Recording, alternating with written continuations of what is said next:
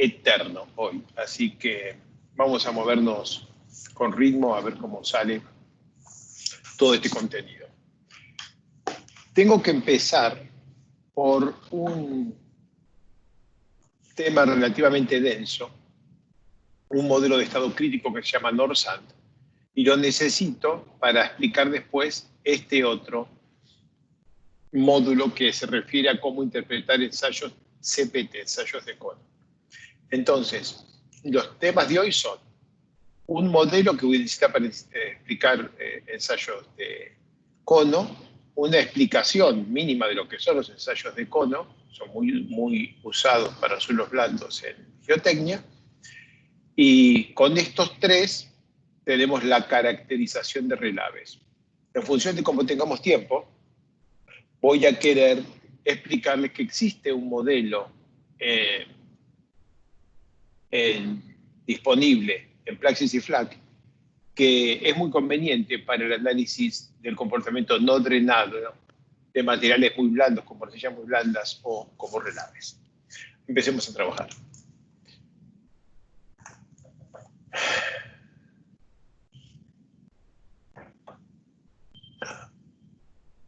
No es lo que quería tocar. Evidentemente toqué a Cobalt Show.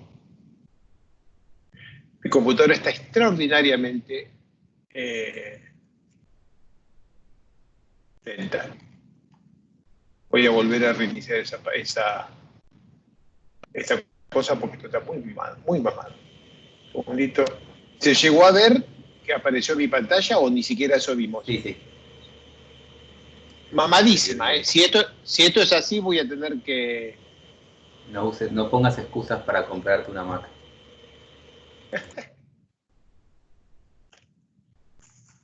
Slides on Security. Bueno, por lo menos entró el modelo correcto esta vez. Bien, empecemos a trabajar y ojalá funcione.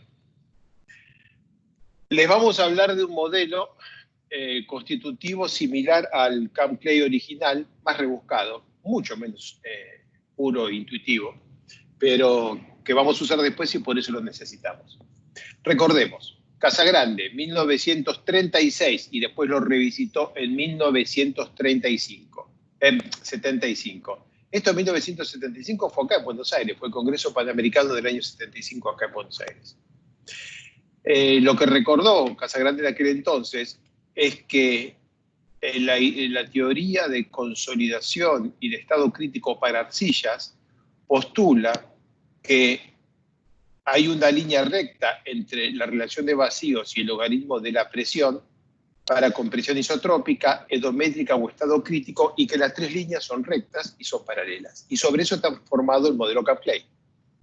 Lo que nos recordó Casagrande del 75 es que si uno hace estos ensayos experimentalmente en arenas, la curva no es recta, es curva, que corresponde a una arena densa está por acá, la misma arena pero suelta está por acá arriba, una arena intermedia está por aquí, pero si hacemos una trayectoria, en lugar de hacer compresión edométrica, le hacemos compresión en el estado crítico, la pendiente es diferente y de hecho se cortan. O sea, no es cierto esto de que la relación vacíos-presión son líneas paralelas para arenas. Si es para arcillas anda bastante bien, para arenas el modelo no funciona. Bien, entonces, ahí es donde CAMCLAY empieza a tener problemas. Repasemos CAMCLAY muy rápidamente. CAMCLAY era este modelo que tenía una variable de estado que es la presión de preconsolidación isotrópica, y a partir de la teoría tensión-dilatancia de Taylor generaba esta función de fluencia cuya forma es esta, donde M es la pendiente de esta línea, P sub 0 es la presión de preconsolidación isotrópica, es la variable de endurecimiento, y esto mismo se puede expresar como N sobre M, eta sobre M, más logaritmo de P sobre, en vez de usar esta, podemos usar la presión en el punto más alto, en el estado crítico, siempre esta elipse crece y se achica, pero siempre el punto más alto de esta elipse deformada está sobre la línea azul, de manera que decir la cosa así o decirla así es exactamente lo mismo. Entonces, en vez de usar esta como variable de estado, se puede usar esta. Bueno, esta era la regla de flujo y función de endurecimiento que en el campleo original, como esta es la variable de estado, ella es la que tiene una función de endurecimiento. NORSAN se basa en el parámetro de estado psi. Psi es la relación de vacíos que una muestra de suelo tenga en determinado momento, menos la relación de vacíos crítica de esa misma muestra de suelo para la misma presión media. Entonces, si esta es la línea de estado crítico de una muestra de suelo y esta muestra de suelo tiene esta relación de vacíos, el parámetro psi, parámetro de estado, es este. Esta era la definición original, todos lo usamos, todos creemos que es esta, pero desde el 2002 y para la implementación de NORSAN, el parámetro de estado se complica un poco. Ahora resulta que si esta muestra está aquí normalmente consolidada, efectivamente esta vertical, distancia vertical, relación de vacíos de la muestra menos relación de vacíos en el estado crítico, bueno, esta es el parámetro de estado. Pero si la muestra está sobreconsolidada, entonces hay que llevarla por la rama sobreconsolidada hasta que quede normalmente consolidado. Y ahora el parámetro de estado, psi, es esta distancia vertical. O sea, la relación de vacíos de esta muestra cuando aumentamos su presión media hasta que toca la línea de normalmente consolidada, menos la relación de vacíos críticas a esa presión. Esto es complicado. La definición original era clarísima, esta es bastante más complicada, y acá le escribí más o menos la fórmula para que se entienda. La relación de vacíos que tengo, menos capa, pero logaritmo de esto sobre esto, que es OCR, menos la relación de vacíos crítica, pero en esta vertical, o sea, si la presión que tengo es esta, este punto es OCR por P. Ahí lo escribí más o menos, para que tenga una idea de cómo se complica. Bueno, ¿por qué se usa parámetro de estado y no directamente la relación de vacíos o algo por el estilo? Porque las líneas en arenas, las líneas de compresión endométrica y de estado crítico se cortan. O sea, la distancia entre una y otra es función de la presión, algo que hoy para atrás no ocurre en el modelo Canfley original. Bien, por eso es que es tan rico el concepto del parámetro de estado. Bueno, ¿y de esto qué surge? ¿Por qué usarlo? ¿Por qué no usar simplemente la densidad relativa? Bueno, porque la densidad relativa solamente se puede medir en una arena o grava limpia, sin finos. En cuanto tenga 10-15% de limos o arcilla, ya no se puede medir la densidad relativa. En cambio, sí se puede medir el parámetro de estado, voy para atrás, porque siempre se puede medir la relación de vacíos del material y siempre se puede hacer un ensayo triaxial y determinar cuál es la relación de vacíos crítica para esa presión, para la misma presión de confinamiento en la que hemos medido la relación de vacíos. O sea, esta distancia siempre se puede medir en las arenas, en las arcillas y en todas las mezclas intermedias. En cambio, densidad relativa solo aplica a las arenas limpias. Digamos, la aplicación del parámetro de estado a casos prácticos permitió definir fórmulas aproximadas que relacionan la tasa de dilatancia, o sea, cuánto dilata un material en función del parámetro de estado. Entonces resulta que para un determinado suelo, los puntitos azules, por ejemplo, o los puntitos marrones, hay una relación entre su tasa de dilatancia y el parámetro de estado. Cuando el parámetro de estado es 0, la relación de vacíos es igual a la relación de vacíos crítica, la muestra no cambia de volumen, entonces su tasa de dilatancia es 0. Cuando el material es más y más denso, por para atrás, cuando el material está más y más abajo y tiene que aumentar todo este volumen para llegar a la relación de vacíos crítica, la velocidad con que crece esto es proporcional al parámetro de estado con una constante de proporcionalidad de X grande, que es un Xi grande, que es un parámetro de material. Hay que determinarlo experimentalmente para cada material. Vale para arenas, vale para limos, vale para arcillas. Bien, Nova en 1982 mostró que hay también una relación directa, acá no hay parámetro de estrado, hay también una relación directa entre la tasa de dilatancia con presión triaxial y el cociente Q sobre P, que se llama eta. Q sobre P, tensión desviadora sobre presión media. O sea, esto es una relación entre dilatancia y resistencia. Nosotros sabemos eso, tenemos toda la teoría de tensión-dilatancia detrás, pero esta digamos, validación experimental, esta correlación, nos permite estimar parámetros M y N, que son los parámetros del modelo de Nova que está acá expresado, que también nos muestra, si nosotros tenemos que la máxima dilatancia que tiene el material es 0, bueno, Q sobre P es M, la pendiente de la línea de estado crítico. Nosotros ya venimos usándola desde hace varias clases. Pero para dilatancias, digamos, para dilatancias positivas, que el material aumenta su volumen, la relación entre la dilatancia y M está dada por una constante que depende, solamente es experimental y depende de cada material, y se determina en ensayos de laboratorio. Entonces, introduzcamos NORSAN. NORSAN, entonces, es este juego en el cual nos liberamos de las líneas paralelas en el CAM-CLAY original y metemos esta matemática dentro del problema. Lo hicieron de una manera bastante complicada, pero bueno, está hecho y es lo que vamos a usar ahora. Dijo Jeffries, fueron Bill y Jeffries los que hicieron el parámetro de estado, y es Jeffries el primer impulsor de NORSAN. Y Jeffries dice, trabajó en Cambridge, el CAM-CLAY original es elegante, pero solo es realista para suelos blandos o sueltos, mientras que muchos aspectos del original CAM-CLAY pueden conservarse, su regla de endurecimiento debe ser generalizada. Y postula NORSAN con ciertos axiomas que está muy bien para la versión 1993, respeta los axiomas, pero como esa versión de NORSAN no tiene muchísima capacidad predictiva, también tiene unos cuantos problemas, después se fue complicando y ahora ya los axiomas no son tan claros. Axiomas de NORSAN. La línea de estado crítico, esta, es única, pero no es ni recta, es una curva, ni es paralela a la línea de compresión proporcional. Ahí no dijo nada nuevo, eso es lo mismo que dijo Casagrande en 1975.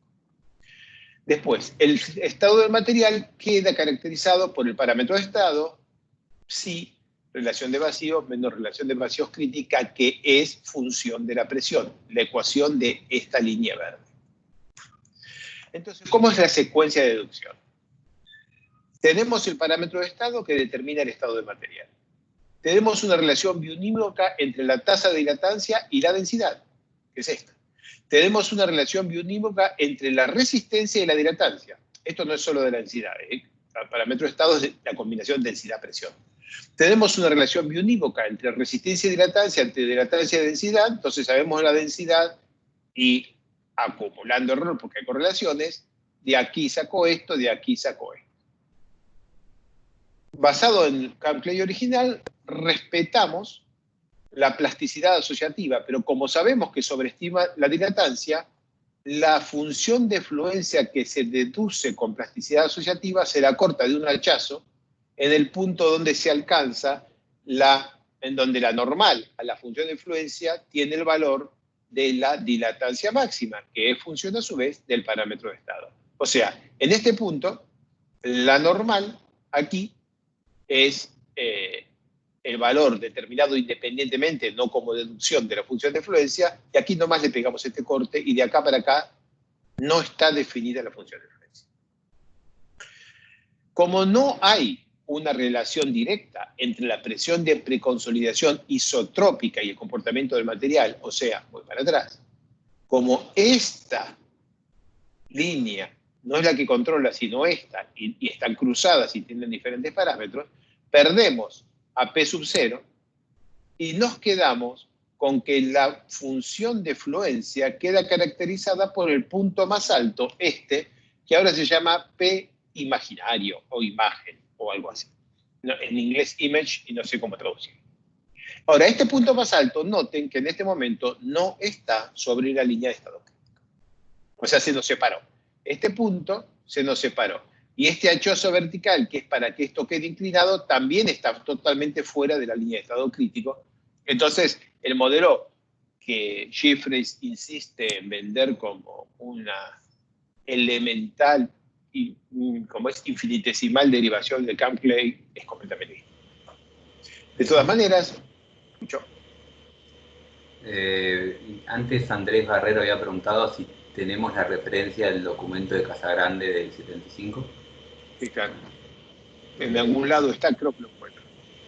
Se la Seguro mandamos que y después mi sí. pregunta es, cuando haces esa línea vertical que hachamos ahí en el PMX, no es que esa línea es la función de fluencia, sino que no conocemos qué pasa en ese sector. No.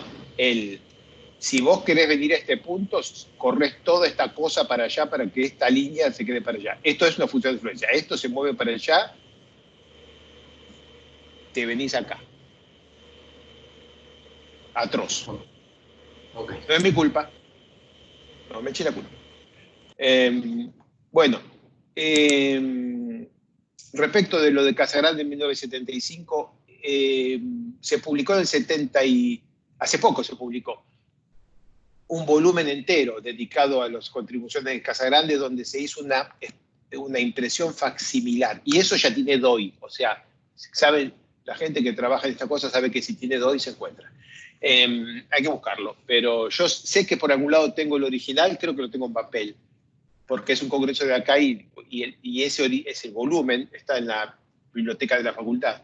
Pero no, si lo encuentro, digamos ya, fotocopiado o digitalizado, te lo mando. Bueno, sigamos. Elementos de Norsand. La variable de estado, sí, relación de vacío menos relación de vacíos crítica para la dada presión, y ahora esta P imagen. Y ahora resulta que esta variable de estado, para que sea la misma en todo esto, la vamos a evaluar en P imagen, donde la P imagen queda acá adentro. Esto hace que no haya dos variables de estado en verdad, porque la P donde se evalúa la state parameter, el parámetro de estado, es P imagen. Tenemos una relación tensión-deformación, una regla de flujo, y esta regla de flujo es M menos Z igual que antes, solo que ahora la M, esta, es una línea que pasa por algún lado y no es la línea de estado crítico, donde MSB sería esta M que está acá, la de estado crítico, y todo esto es para reproducir NOVA 1982.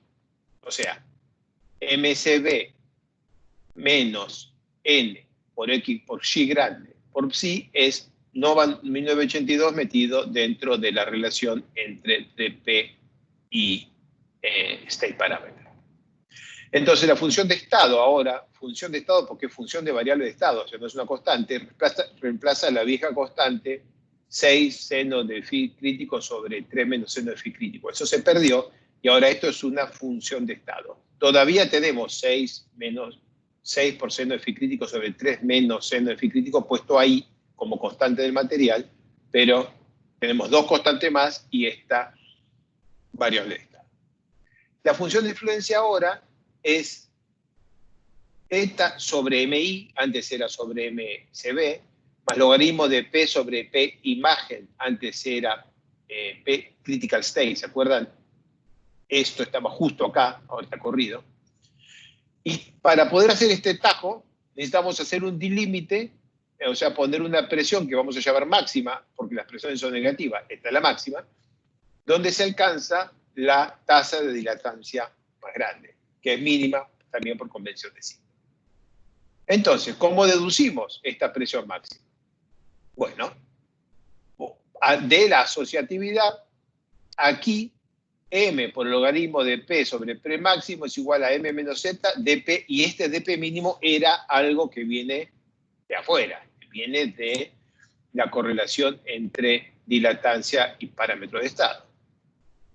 de P mínimo, G grande por parámetro de estado. Entonces, simplemente operando, en la raja vertical esta es la presión que tenemos en este momento, que puede estar acá, acá, aquí, por E a la menos G grande, parámetro de estado, MI. Realmente se ha complicado. ¿Okay? El otro modelo era una de estas, digamos, sonata de Mozart perfecto. Este se convirtió en un batifondo lleno de músicos de jazz. Realmente es mucho más complicado. Y a mí me llevó un montón de tiempo poder entenderlo como para poder balbucearlo ante ustedes. Detalles de la superficie de fluencia. Miren si el suelo es muy suelto, lo que tenemos. Tenemos que el material solo puede ser contractivo, nos queda la P imagen afuera de la línea vertical esta. Este Pmax me quedó mal, va acá. La superficie de fluencia cambia de posición y diámetro en función del parámetro de estado y tiene este corte vertical.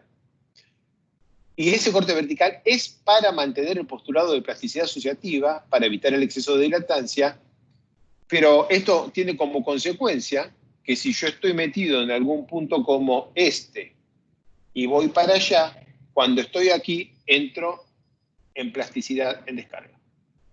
Sí, entro en plasticidad en descarga. En cambio, en el modelo Camp-Clay original, una trayectoria de este tipo es toda elástica.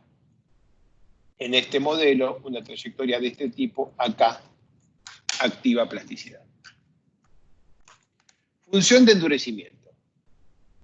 Teníamos en el Camp-Clay original, lambda menos kappa era básicamente el módulo plástico y dos constantes del material muy fáciles de entender, y ahora se complica extraordinariamente. Se postula una condición imagen, este punto, para tener un único parámetro de estado, y entonces ahora el parámetro de estado, relación de vacío, menos relación de vacíos en el estado crítico, se evalúa con esta presión. Con esta presión. Y ahora que tengo esta presión, y no es la presión real de la muestra, sino la presión imagen, al parámetro de estado le aparece una I de imagen, y ahora resulta que el incremento de la presión imagen, o sea, de este punto, esta vertical, es la variable de estado, está dada por un parámetro de endurecimiento, por presión máxima, o sea, el corte vertical, menos la presión imagen, que es este vertical, o sea, esta distancia, por el incremento de deformación volumétrica plástica, donde la función de endurecimiento es un par de constantes y el parámetro de estado. Como ven, esto se alejó completamente de la elegancia con baja capacidad predictiva del Camp-Clay original. Puse esta filmina para que nos entendamos de qué hablamos cuando hablamos de las pequeñas diferencias entre los dos, ¿no? En el original Camp-Clay, la variable de estado es P sub 0. En el North-Sun es parámetro de estado y presión imagen. La relación sigma éxito. En el Camp-Clay, épsilon volumétrico elástico escapa por presión sobre volumen por presión. Aquí se define un módulo de compresibilidad volumétrica, de rigidez volumétrica directamente en función de un coeficiente de Poisson y se acabó, es hipoelasticidad. El Camp-Clay original es hiperelasticidad, el North-Sun es hipoelasticidad, porque K y G se hace dependiente de la presión. Después tengo la función de influencia. Este es el Camp-Clay original, eta sobre una constante, más el logaritmo de la presión sobre la presión que corresponde a donde la superficie de fluencia corta la línea M, es menos 1 igual a 0, mientras que en el North-Sun esta ya no es una constante, sino que es una función de estado, acá la tengo escrita, y este ya es un punto que no está sobre la línea, está en otro lado y tiene su propia función de endurecimiento. Así que tengo función de endurecimiento acá, que me altera el parámetro de estado, que me altera este MI, y esto está armado de manera que cuando tenemos parámetro de estado igual a 0, MI es MCB, y todo esto cae a esto de acá arriba. Y P imagen cae a P de estado crítico.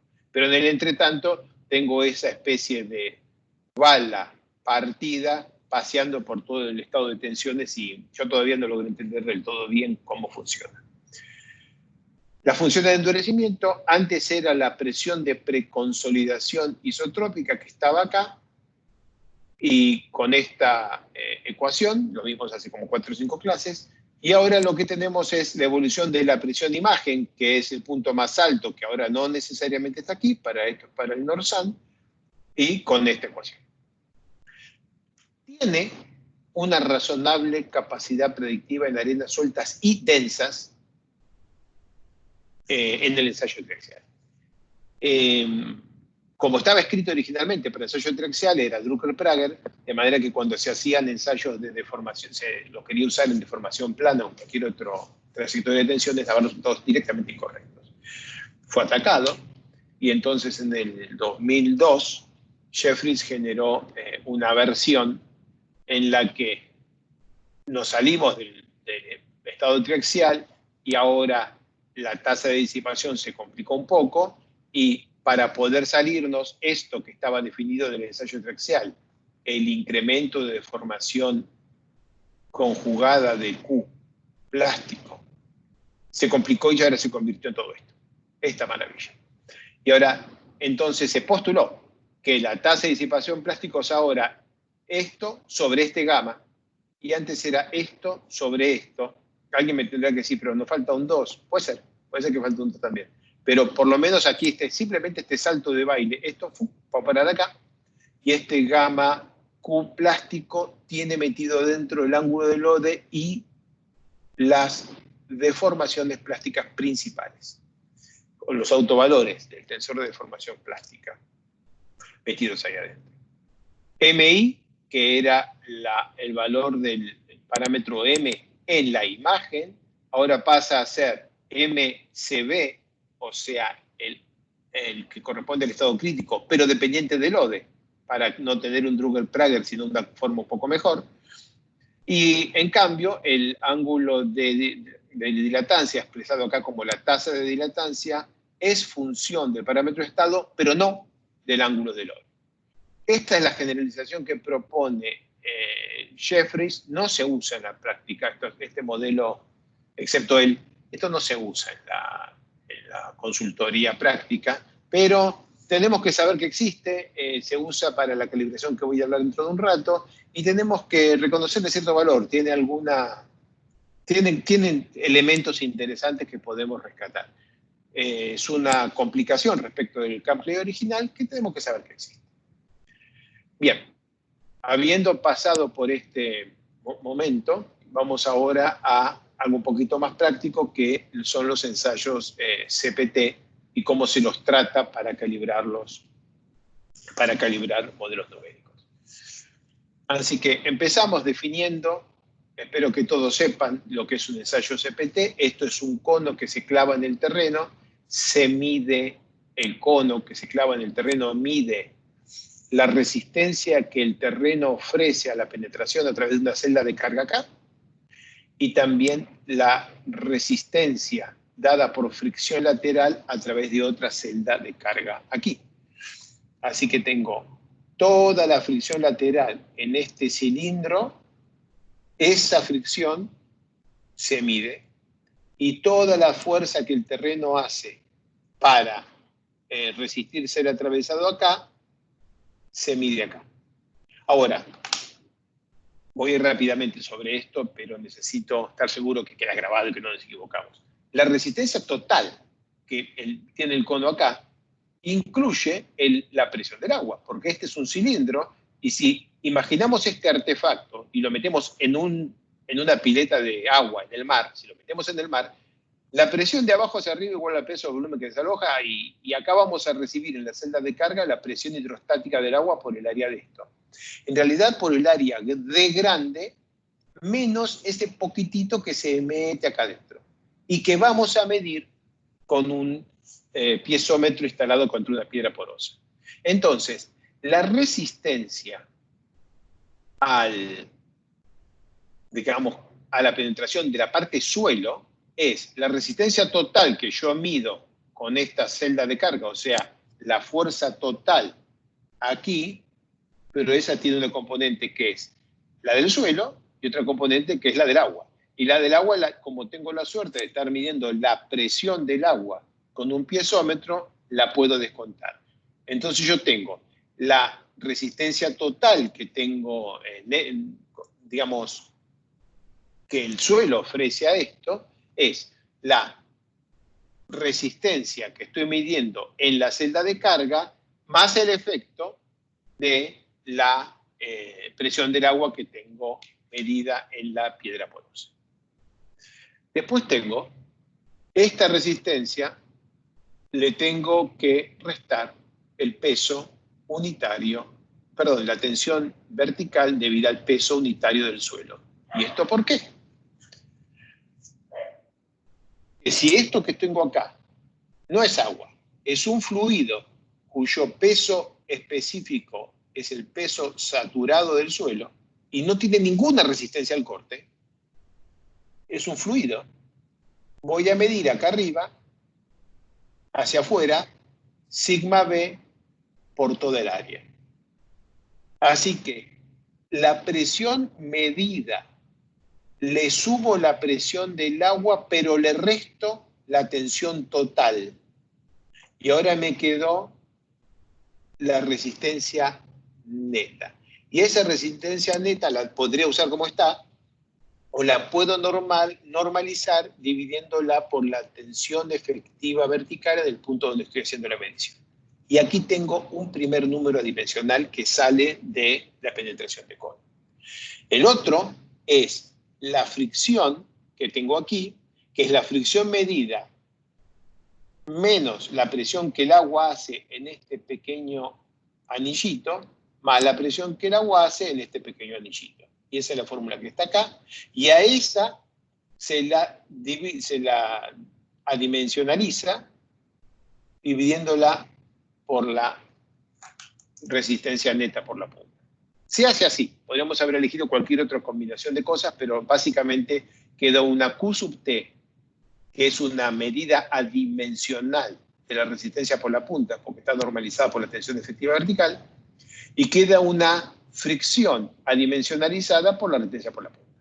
Y después también tengo el término B sub Q, que es una medida de la presión de poros que se genera durante la penetración, también dividida por la resistencia de la punta. Y con todas estas cosas se puede calcular este índice de comportamiento, que solamente, no voy a entrar en él, es solamente una correlación, y permite estos grafiquitos. Voy a ver si puedo hacer un zoom. Tendría que hacer así. Oh, error. Tiene que ser así, exacto. Entonces, tengo aquí en vertical la resistencia por la punta dimensionalizada, aquí en horizontal la relación de fricción, también adimensional, y si entro en cualquiera de estos gráficos, voy a encontrar que todos los puntos que corresponden a un cierto ensayo pueden estar en general alineados en algún sector. ¿Cómo en algún sector? Por ejemplo, todos estos puntitos, verdes, azules y los rojos por acá arriba, todos los verdes, todos los azules, donde verde y azul representan diferentes profundidades, y esta cosa colorida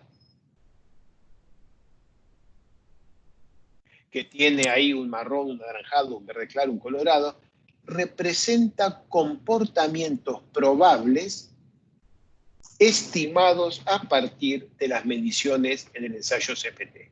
Tengo que ir para atrás. Esta cosa es un caño con celdas de carga clavado en el suelo, no saca ninguna muestra. Es un caño que va para abajo todo el tiempo, carga estática 2 centímetros por segundo, no saca ninguna muestra. Y de lo que miden los sensores, se estima por comportamiento que el material puede ser como una arcilla, transicional, como una arena, y como arena suelta o densa, o como arcilla dilatante o contractiva. Bien, todo eso se estima, no hay muestra. Pero es interesante porque si nosotros clavamos un caño con piezómetros y celdas de carga, medimos un comportamiento y decimos, se porta como una arena contractiva, si ese arenolimo, si el PASA-TAMIS 200 es más que 50 o menos que 50, en realidad no importa. Importa cómo se porta. Y se porta como una arena contractiva. Esta manera de mirar los suelos ha ganado muchísima popularidad y está destronando el concepto en el cual hacer una campaña geotécnica es necesariamente sacar muchas muestras y llevarse todo al laboratorio. Los ensayos in situ como estos CPT son mucho más populares ahora que antes. Para estimar la resistencia al corte no drenada con el ensayo CPT se usa la expresión resistencia al corte aproximadamente igual a Q sub T menos la tensión total sobre un número, y ese número ha sido deducido para el ensayo como expansión de cavidad esférica y Camp Clay, y tendría que valer esto, que sería entre 10 y 11, pero la realidad es que el rango experimental, calibrado con una enorme cantidad de ensayos de muestras recuperadas y ensayadas en ensayos triaxiales, y también con otros ensayos de penetración que voy a mencionar en un rato, hace que este término esté aproximadamente entre 12 y 16.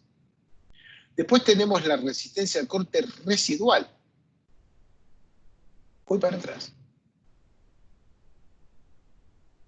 Cuando tenemos el suelo aquí abajo y lo atravesamos con este caño, el suelo se mueve y para cuando llega y es captado por la celda de carga de la fricción lateral, ya tuvo una gigantesca distorsión, de manera que aquí arriba llega esencialmente remoldeado. Entonces, la fricción lateral medida acá es una medida conservadora de la resistencia remoldeada de un suelo, o sea, de la resistencia después de una enorme deformación. Y es conservadora porque acá tengo una superficie lisa de acero, y la fricción entre el suelo y el acero es menor o igual que la fricción dentro de la propia masa del suelo. Digamos que puede ser igual, pero no puede ser mayor la fricción entre el acero y el suelo que acaba de ser atravesado que la resistencia al corte no drenada residual del propio suelo. Por lo cual se acepta que la resistencia al corte no drenada residual se puede estimar con la fricción lateral del cono, y también si se sacan muestras, si se puede hacer mediciones de sensitividad, se puede estimar como la resistencia máxima dividido por la sensitividad calibrada con algún otro procedimiento. Desde los ensayos in situ que permiten calibrar resistencia de corte máxima, o sea, NKT, sensitividad, son, por ejemplo, el ensayo de Veleta. Entonces, recordemos el ensayo de Veleta, que consiste en tener un instrumento que tiene esta pinta, lo clavamos en el terreno y ponemos un momento torsor, y el momento torsor hace que todo el suelo se rompa, y el momento torsor, dividido por el perímetro lateral del cilindro que se rompe, nos da una medida directa de la resistencia al corte no drenada máxima. Podemos hacer el giro, o sea, podemos girar estas paletas muy despacito, más rápido y muy rápido, y si siempre sacamos los mismos resultados, quiere decir que estamos en condición no drenada. En cambio, si giramos despacito la veleta y sale un número, y giramos más rápido y sale un número distinto, quiere decir que el más lento está parcialmente drenado. Además, podemos darle 10 vueltas a la veleta, 5 o 10 vueltas a la veleta. Y si le damos muchas vueltas a la veleta, vamos a revolver todo el suelo, con lo que vamos a tener la posibilidad de medir la resistencia al corte no drenada. Vuelvo a dibujar la veleta. Ahí está la veleta. La hago girar 10 veces, y el suelo que se queda formado dentro de este cilindro, 10 vueltas que le doy, queda totalmente remoldeado, casi estoy haciendo una batidora con él, y entonces llegó a una resistencia residual. Si ustedes miran este gráfico, van a ver la resistencia al corte no drenada estimada con las correlaciones que acabo de expresar para muchos ensayos CPT del mismo material, uno puesto arriba del otro, y los puntitos que están muy chiquititos representan mediciones de la resistencia pico y residual con una veleta de corte. Entonces se puede ver que la resistencia pico máxima que se mide con la veleta es un poco más alta que la resistencia máxima que se estima con el ensayo CPT, y que la resistencia residual después de 10 vueltas, 10 giros de la veleta, es un poco más baja que la que podríamos calcular con el ensayo CPT, porque por supuesto el ensayo CPT está calibrado para la resistencia máxima, no para la residual. Pero con esto podemos tener una estimación máxima y residual con la veleta, se lo aplicamos al ensayo CPT y podemos tener una estimación de resistencia al corte residual que sería la resistencia máxima dividido la sensitividad, que es el cociente entre esto y esto para un mismo ensayo de veleta. Así que la combinación de ensayo CPT y veleta permite calibrar el coeficiente necesario para calcular la resistencia al corte no drenada, este que está acá, y nos permite también estimar la resistencia al corte residual, porque podemos calcular la sensitividad como el cociente entre la resistencia máxima que vemos con la veleta y la residual. Igual esto no es mágico, recuerden esto, Bjerrum 1972, que muestra que en función del índice plástico, la veleta puede necesitar un factor de corrección, y ese factor de corrección puede ser bastante brutal. Si el material tiene muy alta plasticidad, como le pasa a las arcillas de los noruegos, la resistencia al corte puede ser tan baja como el 75 o el 80% de la resistencia al corte no drenada medida en la veleta. Estoy teniendo ruido de fondo, necesitaría que silencien los micrófonos. Pareciera yo porque estaba esperando que... Dale, habla. Dale. Sergio Carboni pregunta, he leído que para este tipo de ensayos, así como TMT, es necesario haber determinado la litología por otros medios, ya que no se toman muestras. ¿Podría uno usar una resistencia al corte no denado para un material que en realidad en una arena, a pesar de que el cono diga que se comporta como arcilla? El error es baja, la posibilidad es baja. Cuando uno hace un ensayo de cono, está midiendo la presión del agua. Si uno mide como es la presión del agua y es una arena y está atravesando una arena, la presión del agua le va a dar directamente una línea hidrostática. Yo no hice una clase sobre el cono, la verdad es que lo único que estoy haciendo es 2 filminas para explicar cómo salen los resultados. Pero si yo sobre este mismo gráfico tuviera graficado cómo es la proyección de la presión del agua, la presión del agua tendría una línea horizontal así, la hidrostática. La medida con el piezómetro que está en el cono puede dar cualquier cosa así, si es una arcilla, y va a dar preciosamente hidrostática si es una arena.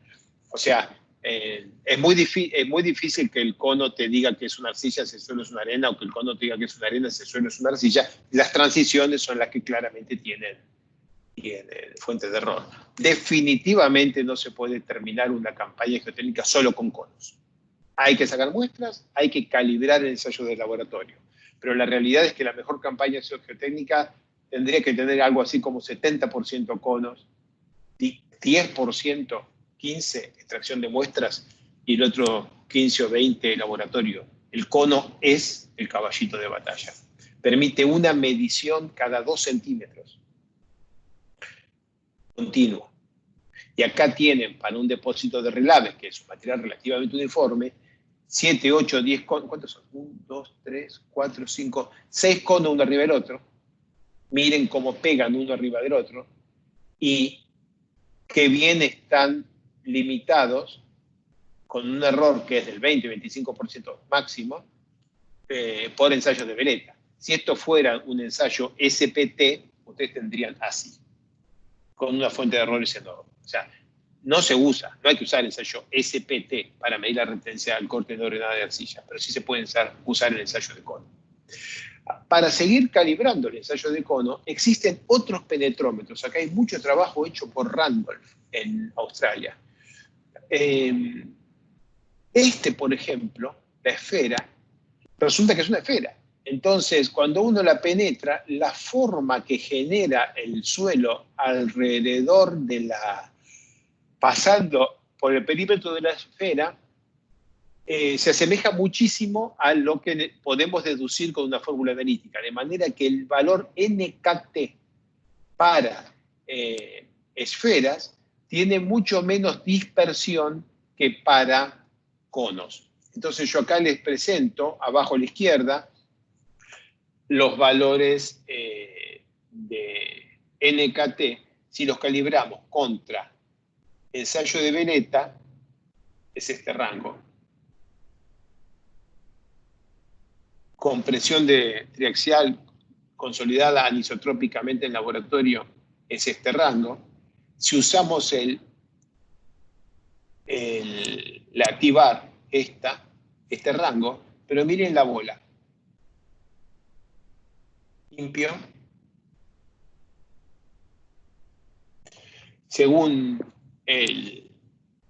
si podemos pasar una bola de 100 centímetros cuadrados como la que se ve en la pantalla, el valor de N, que dice que la resistencia al corte no drenada es igual a el resistencia medida menos sigma B sobre N, ese N tiene un rango relativamente chico si lo comparamos con un cono como este.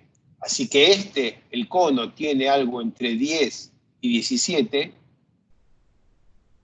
Estamos diciendo que la resistencia al corte puede ser 170 o 100, ¿no? Si nos da 170 arriba y lo dimos por 17, da 10. Y si da 170 arriba y lo dimos por 10, da 17. La diferencia es que hace doble resistencia. O sea, es mucho rango de error. En cambio, con esta bola, esto es muchísimo más chico y el error está en el 15-20%. ¿Cuál es el problema?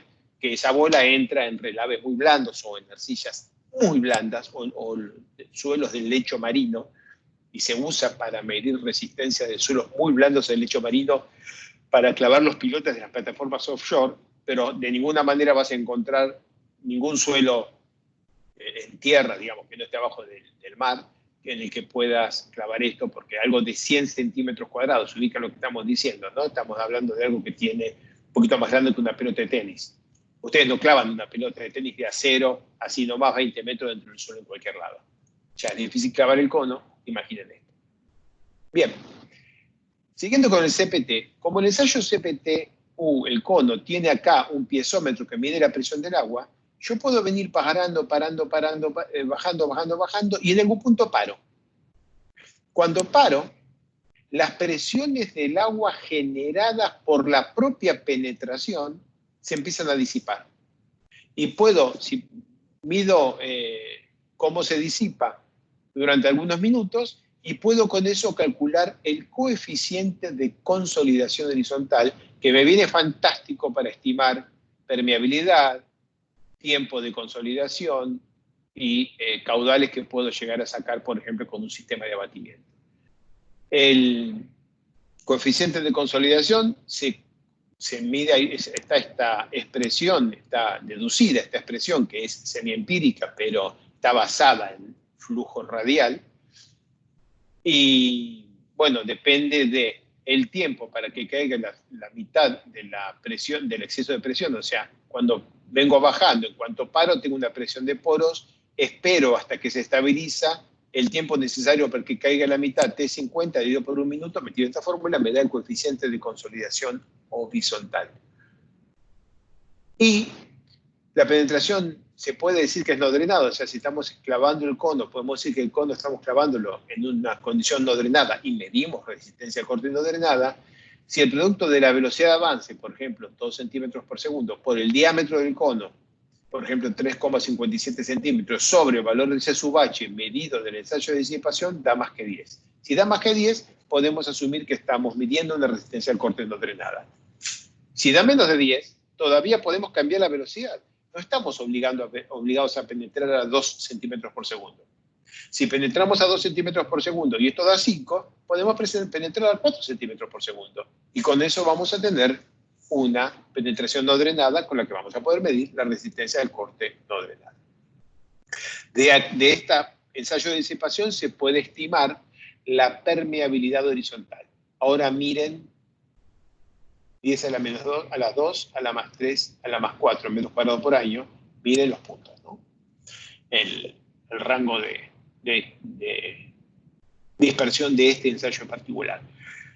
Típicamente es muy grande el rango de dispersión, pero bueno, no tenemos otra mejor manera para medir, estimar la permeabilidad horizontal que avanzar con el cono, que aquí tiene algo que mide la presión, y que esta cosa mide la presión, tiempo, presión, y mide una presión. Cuando paro, pasa el tiempo y la presión cae a un valor como es residual, que es el que corresponde a gama del agua por la profundidad de la napa, y esta caída lleva una cantidad de tiempo que es función de la permeabilidad. Es un ensayo in situ que permite medir la permeabilidad del terreno. Como todas las mediciones de permeabilidad, tiene mucha incertidumbre. Bien, la ventaja de medir cada 2 centímetros y de medir con 3 instrumentos diferentes es que nos permiten hacer análisis estadísticos de resistencia al corte. Entonces, por ejemplo, para una presa de relaves, de la que voy a hablar más tarde si llegamos a tiempo, y no da la impresión que vamos a llegar a tiempo, estos son funciones de probabilidad de densidad de probabilidad para la resistencia al corte máxima y residual. Estas son campanas log normales, y aquí tenemos relaciones, resistencia al corte no drenada, dividida, normalizada por la tensión efectiva vertical, valor medio y desvío, y estos valores medios y desvío los podemos calcular porque tenemos un montón de resultados. No, en un SPT tenemos 10 o 12, acá tenemos 1 cada 2 centímetros.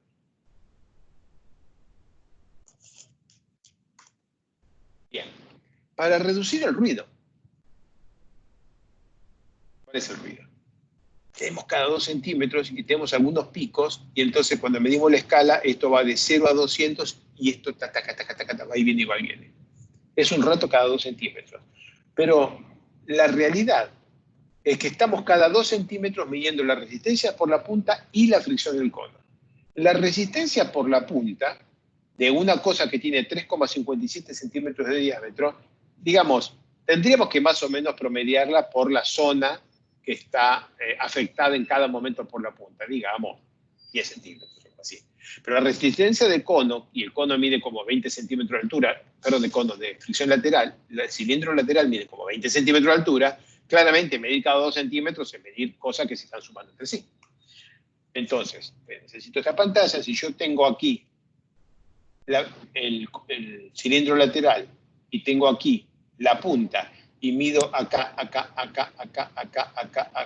Bueno, la realidad es que cuando mido esto, estoy midiendo todo lo que tenía, más los nuevos 2 centímetros, menos los últimos 2 centímetros. Una manera de reducir el error es decir, bueno, vamos a hacer una lupa. Esta es una lupa del tamaño de la altura del cilindro lateral, y entonces voy bajando la lupa y siempre pierdo un dato, recibo un dato, pierdo un dato, recibo un dato, pero voy graficando el promedio.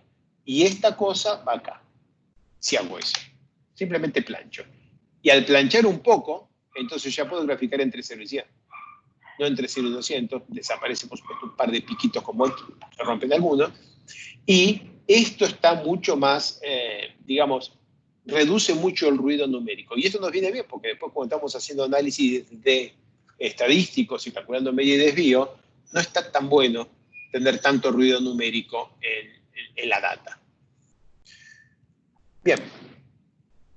Última filmina de esto, para que tengamos precaución en el cálculo del cociente SU, resistencia al corte no drenada, sobre sigma prima B, tensión efectiva vertical, recuerden que cuando hay flujo, en este caso, por ejemplo, tenemos un permeámetro unidimensional y tenemos flujo de arriba hacia abajo, entonces el agua está entrando por acá y saliendo por acá. Cuando hay flujo, en vertical, la distribución de las presiones del agua no es hidrostática. Entonces, no es cierto que a esta profundidad, dentro de esta muestra, no es cierto que a esta profundidad la presión efectiva es gamma prima por esta profundidad. La presión efectiva es mayor porque tenemos flujo hacia abajo. Análogamente, si tuviéramos flujo hacia arriba, en cualquier punto interior, la presión efectiva sería menor. Y guarda que si como pasa con frecuencia en depósitos que están consolidando o empresas de relaves que tienen flujos por la parte inferior, si tenemos flujo hacia abajo y acá la presión efectiva vertical real es 10 y gamma prima por Z da 5, el cociente SU sobre sigma prima B que vamos a informar es el doble del real. Así que esto lo tenemos que hacer con relativamente cuidado, tenemos que medir bien, como si el gradiente de presión del agua no podemos asumir condiciones hidrostáticas, eso es demasiado fácil.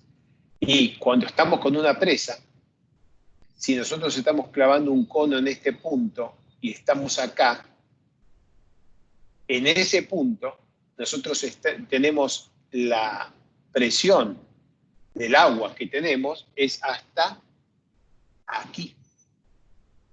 Estamos asumiendo que la vertical, tenemos aquí la presión del agua en la vertical donde estamos midiendo, cuando en realidad en esta vertical tenemos otra presión de agua diferente porque tenemos una línea equipotencial inclinada.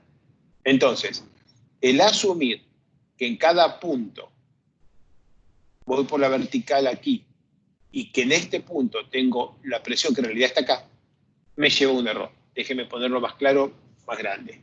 Yo cuando en este punto mido la presión del agua, estoy midiendo ese potencial. Si lo traslado a la vertical, voy aquí, pero en realidad está más arriba.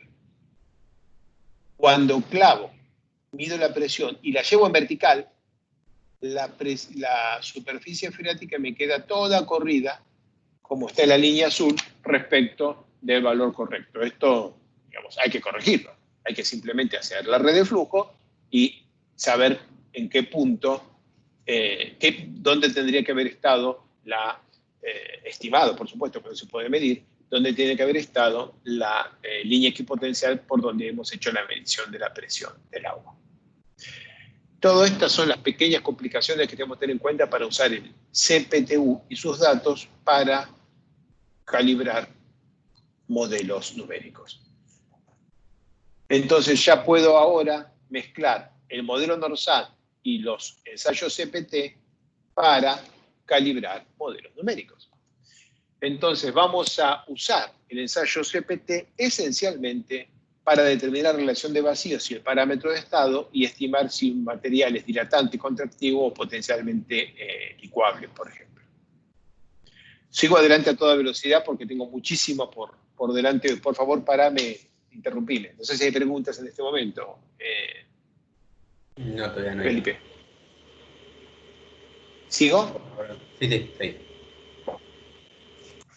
Bien, determinación de relación de vacíos con ensayos CPTU. Cuando queremos muestrear arcillas, es bastante fácil con, por ejemplo, pistón fijo, con algún método de muestreo relativamente simple se puede sacar muy buenas muestras de arcillas. Pero cuando queremos muestrear arenas, limos o relaves, jales, es casi imposible muestra como es inalterada.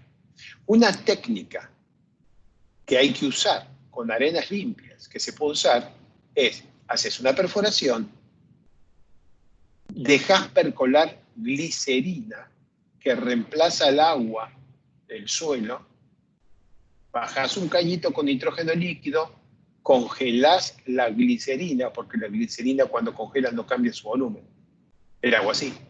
Congelás la glicerina, rápidamente perforás desde arriba y sacás una muestra de arena congelada que llevas al laboratorio, confinás, esperás a que se descongele la glicerina, percolás agua hasta que queda otra vez la muestra llena de agua y la ensayás. ¿Escucharon? Bueno, hay que encontrar otra solución, ¿verdad?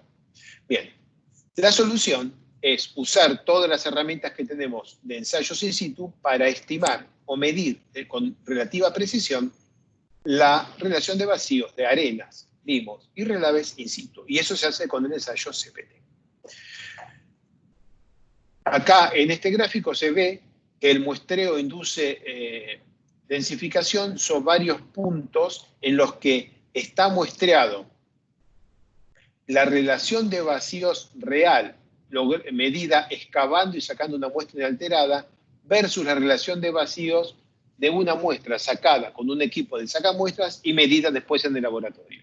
El salto es muy significativo. Ya van a ver lo que significa una caída de 0.1 en relación de vacíos.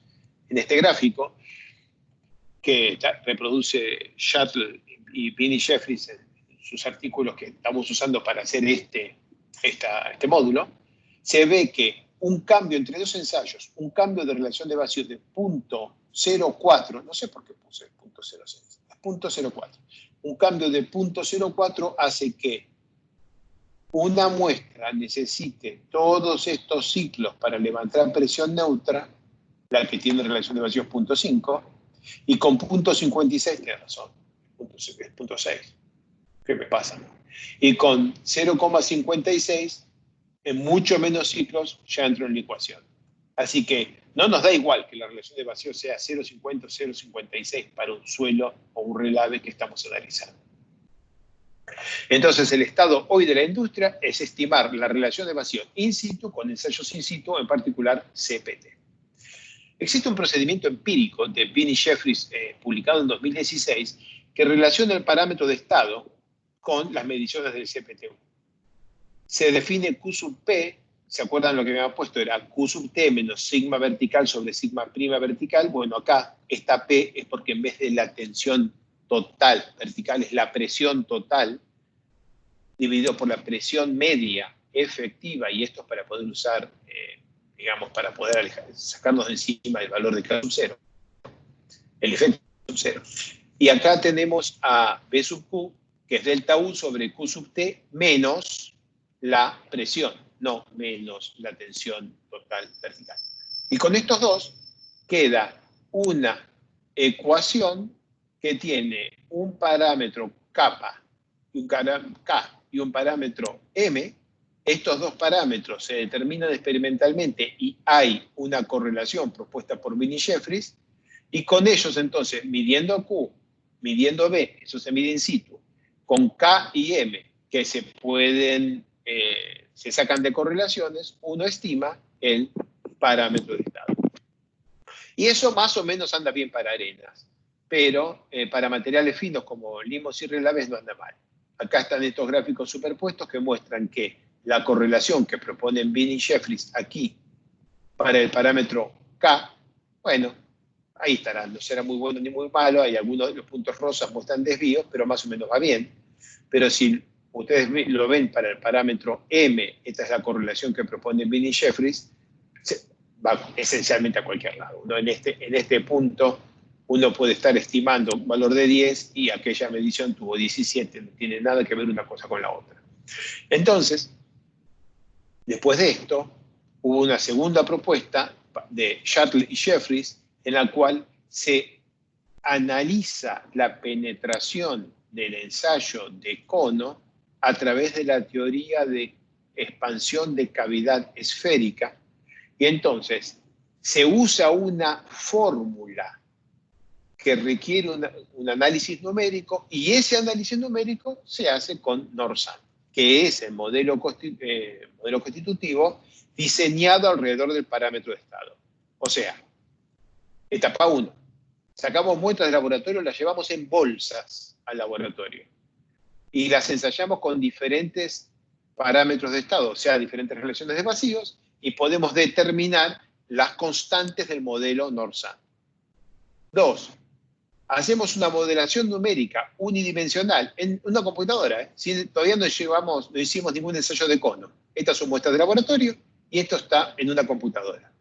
Y entonces, inventándole, poniendo como dato de entrada diferentes valores de parámetros de estado, vamos sacando diferentes presiones máximas de expansión de cavidad esférica. Etapa 3, aplicamos una relación semiempírica para convertir esta modelación 1D en lo que tendría que dar un cono.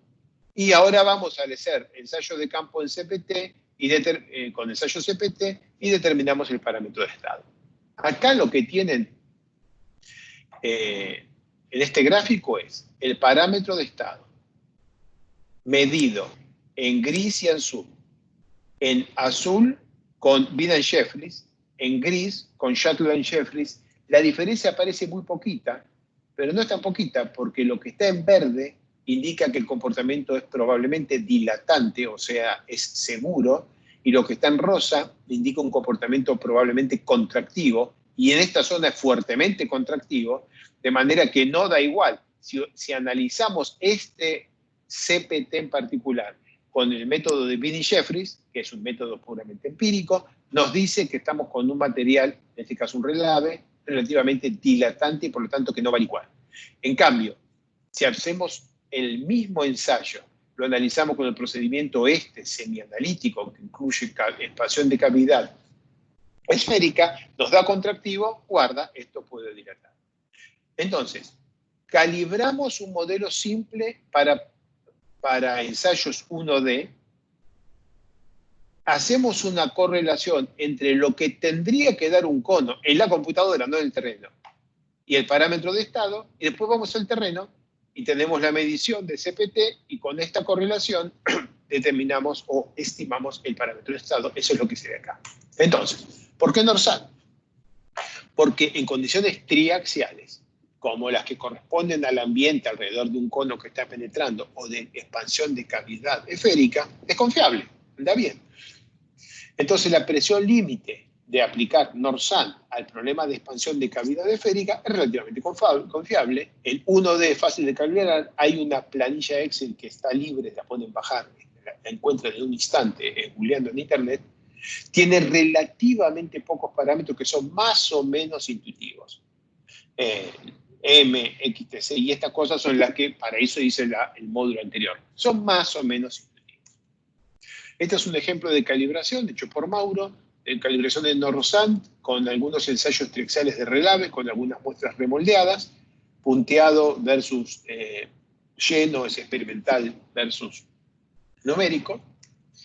Y este es el modelo de expansión de cavidad esférica 1D. Entonces, con un código elementos finitos 1D de formación finita que está disponible, lo pueden bajar, está en internet, buscan Shetland-Jeffries CPT Widget y lo encuentran.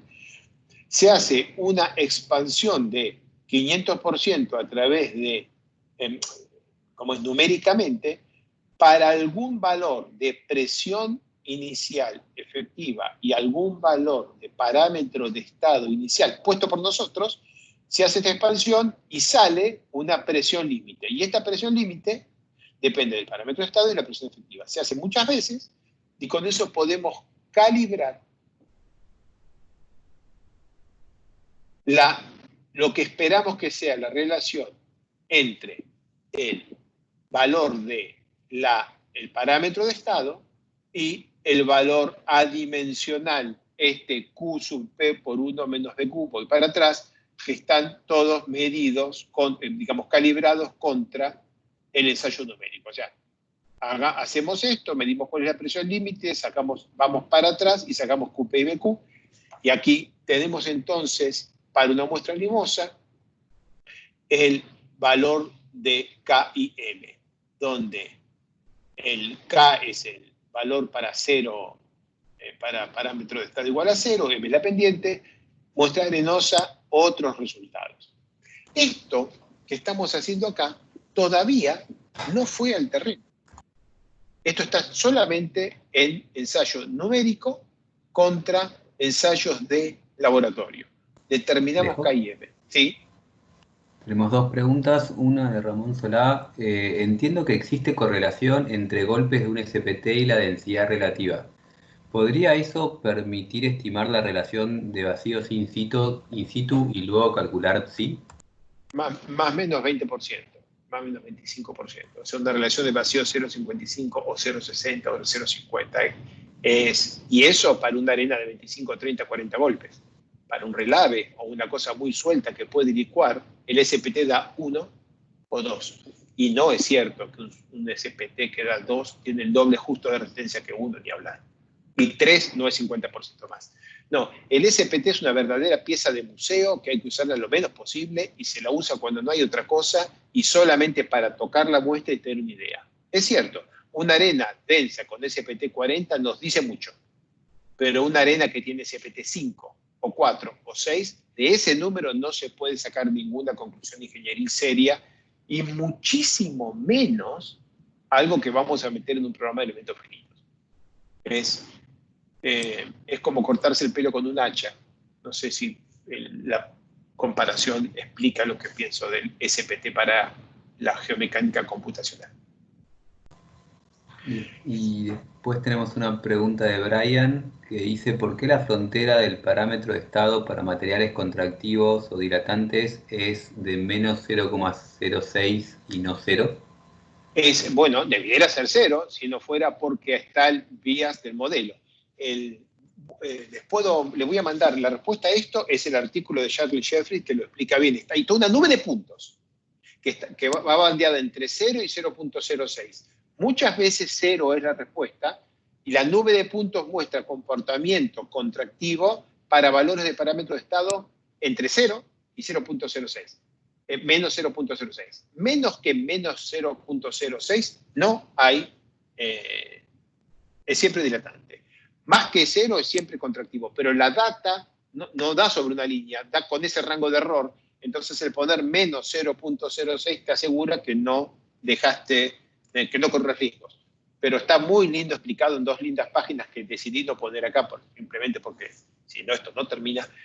Pero está en el artículo de Shuttle-Jeffries 2016 que les puedo mandar en cuanto termine la clase. Perfecto. Ramón, te agradece. Claro, sí.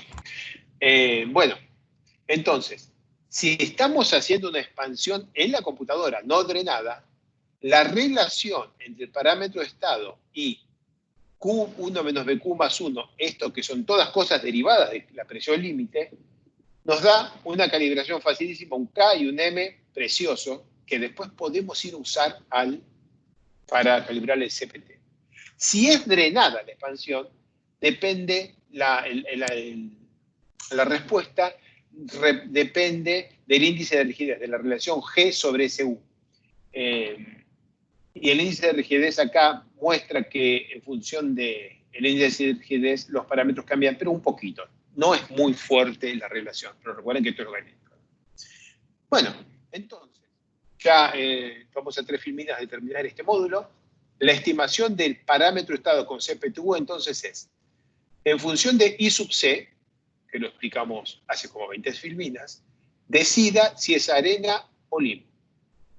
Después, decida si es drenado o no drenado en función de cómo genera presión de poros. Después, recorra cada CPTU para estimar el parámetro de estado aplicando una de las 4 combinaciones. Que las 4 combinaciones son las que correspondan. No hay que usar las 4, hay que usar la que corresponda. Arena o limo, drenado o no drenado. Y acá tenemos 4 calibraciones para esas presas de relaves en particular. Esto hay que calibrarlo cada vez, ¿no? Y si lo hacemos, acá tenemos los valores de I sub C, ¿se acuerdan? Logaritmo de algo al cuadrado por una constante más el logaritmo de otra cosa al cuadrado por una constante, una cosa así. Bueno, esto es el gráfico de I sub C. Esto es solamente una correlación. Esto es el parámetro estado que les mostré hace un rato, calculado por el procedimiento que les estoy explicando ahora de Shuttle-Jeffries o por Wien-Jeffries. Wien-Jeffries puramente empírico. Shuttle-Jeffries, expansión de cavidad esférica simulada numéricamente con Dorsant para tener una correlación en un modelo constitutivo entre parámetro de estado y respuesta de un CPT. Si le hacemos un análisis estadístico ahora a este CPT, acá está girado, esto tendría que estar horizontal para no confundir. Esto no es profundidad. Esto es el parámetro de estado que va desde menos 0.4 hasta más 0.2, la raya que cambia de potencialmente contractivo a dilatante está en menos 0.06, y noten que el valor moda determinado para este CPT con el procedimiento de Wien-Jeffries dice que el material es dilatante. Y el valor moda miren la otra distribución, con Shetland-Jeffreys nos dice que es contractivo. Tenemos que tener cuidado porque hay muchas incertidumbres, no tener acá otro resultado para otro CPT. Hay incertidumbres en el procedimiento porque tenemos variabilidad aleatoria, obviamente. Tenemos un CPT y otro a 5 metros y dan distintos. Tenemos que estimar la presión efectiva media en cada punto. Lo único que tenemos es la profundidad. Estamos estimando, porque no estamos midiendo con precisión la presión del agua, y estamos diciendo que la columna de suelo total menos una presión de agua que estamos estimando es la presión efectiva vertical, tensión efectiva vertical, y le estamos inventando un valor de K sub 0 para tener una presión media efectiva. Todas esas cosas introducen error. Y tenemos además los propios errores de medición del CPT. O sea que todas estas cosas tienen error. Y esos errores son los que después se reflejan en la incertidumbre de la respuesta. Y además tenemos la incertidumbre epistémica, que es, ¿cuál es la capacidad predictiva de NORSAN? ¿Qué tan cerca le estamos pegando? ¿Por qué epistémica? Porque podríamos calibrarlo mejor sacando más muestras, se puede mejorar con más esfuerzo de laboratorio. Después, la incertidumbre del modelo CPT-Widget, que está con deformación finita intentada hasta 500% y calibrada de una manera simple para 1D, podríamos mejorar y hacer un modelo más complejo, o un modelo 2D de la expansión de cavidad esférica, podríamos, pero sin un esfuerzo enorme para reducir la incertidumbre epistémica.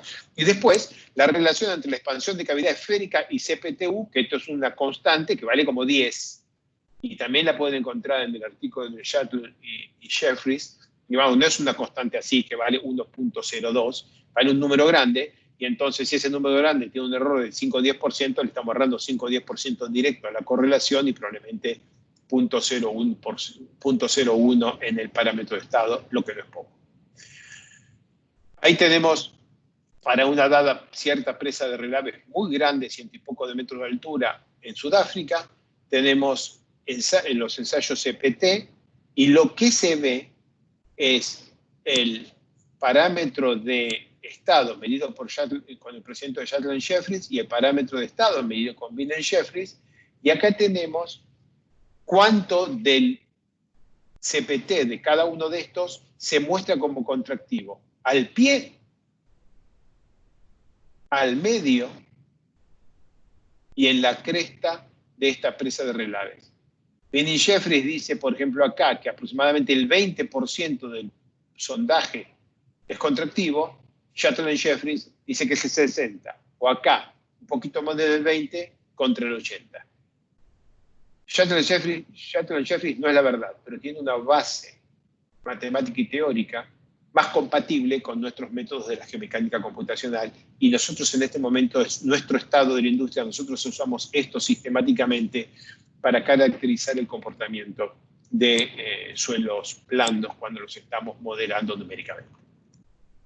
Entonces, mientras esta presa licúa, y ya vamos a hablar de cómo hacer licuar presas en modelos numéricos, el procedimiento de Binet-Jeffreys 2016 tiene mucho error para relaves tamaño limo. El procedimiento comparativo de Shetland-Jeffreys es una razonable combinación de ciencia y calibración empírica, y entonces la secuencia de razonamiento es calibre NORSAN en laboratorio con muestras reembolsadas, use CPT-Widget, que es NORSAN 1D, y calibre el parámetro de estado en función de Q sub P y BQ, use los registros de CPT-U, donde uno puede medir Q sub P y BQ, y con eso estime el parámetro de estado.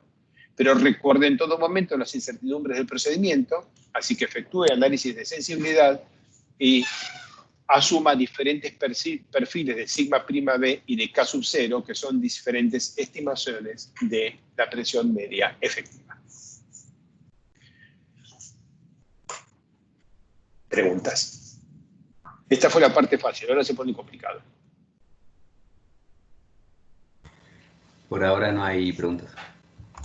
Ok, lo que es bastante preocupante, muchachos. Bueno, ahora nos vamos a meter en un modelo de tensiones totales que necesito para que puedan ustedes tener una alternativa y puedan moderar el comportamiento no drenado de suelos muy blandos. Este modelo, que está disponible en Plaxis y en FLAC, se llama NGI-ADP. Aquí está. ¿Qué es este modelo? El modelo NGI-ADP es un modelo en tensiones totales, no efectivas, que permite la estimación, la modelación de la resistencia al corte no drenada anisotrópica de suelos. Y la ANGI es Norwegian Geotechnical Institute, Instituto Geotécnico de Noruega. Y ADP es activo, directo, pasivo. Donde activo es compresión triaxial, directo es corte simple y pasivo es extensión triaxial. Pero la realidad es que esto está calibrado todo en deformación plana, corte simple, extensión plana. Este dibujo es plano, no es triaxial. Sin embargo, están definidos en condiciones triaxiales en la definición del modelo ADP. Este modelo tiene un montón de parámetros, porque como no está basado en ningún comportamiento fundamental o ninguna ciencia, digamos, como el Camp-Clay, que puedes predecir el comportamiento basado, por ejemplo, en una función de disipación razonable y respetar teoría termodinámica. Lo que sí, estos solamente son parámetros para pasar por los puntos de la curva que querés pasar, así que el conjunto de parámetros es grande, se van a sonreír cuando los lean, cuando los oigan, pero puede reproducir esto, que es muy importante. Puede reproducir que una muestra que está consolidada anisotrópicamente tiene una resistencia al corte en compresión triaxial, que es así de alta, y si a esa misma muestra consolidada anisotrópicamente así la ensayamos en extensión triaxial, va a tener una resistencia al corte que es así de chiquitita. Y esto es como la mitad de esto. Esta ordenada puede ser la mitad de esta. Estoy diciendo que la resistencia al corte no drenada en este pedacito del círculo de potencial de deslizamiento puede ser el doble que la resistencia al corte no drenada en este lugar, pero no por el peso del terraplén, sino simplemente por la trayectoria de deformación, porque todo este suelo está normalmente consolidado. ¿Cómo limpio esto? Normalmente consolidado con esta trayectoria. Entonces, algo que ya tiene una tensión grande y chiquitita, si incremento esto, va para arriba, pero si esto tiene algo grande y chiquitito y la trayectoria convierte a este en grande y a el vertical en chiquitito, en esa trayectoria tan larga se generan muchas presiones neutras y las presiones neutras hacen que, presiones de poro, que nos vayamos mucho a la izquierda. Esta línea y esta línea son la misma. En términos de φ', no hay tal cosa como extensión y compresión. Eso no es el φ'. Es un problema de endurecimiento y deformaciones plásticas no drenadas. La trayectoria de tensiones y la cantidad de deformación que separa la compresión edométrica, o sea, unidimensional, de la falla al compresión no drenada, es así cortita. De la compresión edométrica, vertical, a la falla en extensión, o sea, de achicar la muestra vertical a fallarla escurriéndola horizontalmente, la trayectoria genera una enorme deformación, muchas presiones de poro, y como consecuencia la vertical esta es mucho más chica que la horizontal esta. Y por eso la resistencia al corte no drenada de una muestra consolidada anisotrópicamente es muy diferente en diferentes direcciones de deformación. Esto no lo podés tener en cuenta bien con un modelo isotrópico. No es que anda del todo mal. Vamos a hacer algún ejercicio con HS-Small para predecir esto, pero si lo querés hacer con precisión, necesitas un modelo que tenga en cuenta esta anisotropía. El más simple es un modelo en tensiones totales que estoy explicando ahora. Entonces, atroz. Yo sé que es atroz. La función de fluencia tiene esta pinta en compresión triaxial, donde sigma i menos sigma x ahora ya no son tensiones en cualquier dirección, sino i en la dirección de la compresión de consolidación, sigma x la otra, un parámetro kappa, que acá tendría que estar celeste como está afuera, un parámetro kappa, la tensión efectiva de consolidación, la tensión de corte de consolidación inicial que está acá definida, fórmula, y la resistencia al corte no drenada en compresión triaxial, menos la resistencia al corte no drenada en extensión triaxial, que son datos de entrada ahora. Estos son números que pongo yo a mano, son datos de entrada. Y por supuesto, este modelo va a dar exactamente esta resistencia. Si lo ensayo en compresión, si hago un modelo de compresión triaxial, va a dar exactamente esta resistencia si hago un modelo de extensión triaxial, pero acá nada consolida, nada disipa presiones de poros, no existen las presiones de poros, entonces simplemente un modelo en tensiones totales. Esta misma cosa de compresión triaxial se extiende a deformación plana y ya tiene esta pinta, y acá aparece la tensión de corte otra vez en el plano XY. Y aparece acá abajo otra propiedad del modelo, no de la arcilla, del modelo, que es la resistencia al corte no drenada en corte simple. Y vamos a complicarla más. Si lo llevamos a 3D, ahora necesitamos un tensor de tensiones que hay que correrlo, modificarlo para que nos genere una función de fluencia que no está centrada en el eje de sigma X, sigma Y, sigma Z, está corrida. Y esta función de fluencia tiene esta expresión que sigue acá abajo. Yo no los voy a hacer sufrir estas cosas, pero noten que toda esta, digamos, formulación es para obtener este hexágono similar a un hexágono de Tresca, cuyo centro está corrido respecto del eje de simetría de las tensiones, para tener más resistencia al corte en compresión que en extensión. La función de endurecimiento de esta cosa depende de la distorsión. Y la distorsión, medida como gamma plástico, normalizada por la distorsión en falla. Y esta distorsión en falla la tenemos que poner como dato de entrada. A compresión, corte simple y extensión. Y para cualquier cosa intermedia usa una fórmula espantosa que lo único que hace es una interpolación que tiene que dar, por supuesto, justito. Esta cosa verde igual a esta si estoy haciendo un ensayo de compresión, esta cosa verde igual a esta si es un ensayo de corte simple, y esta cosa verde igual a esta si es un ensayo de extensión, y para eso está toda esta matemática, donde esta z sombrerito no es LODE, es un LODE calculado sobre, voy para atrás, el bendito tensor modificado. Entonces, estos son los parámetros que hay que poner. La relación entre rigidez no drenada y resistencia corte no drenada en deformación plana. La deformación de falla en compresión triaxial, extensión triaxial y corte simple.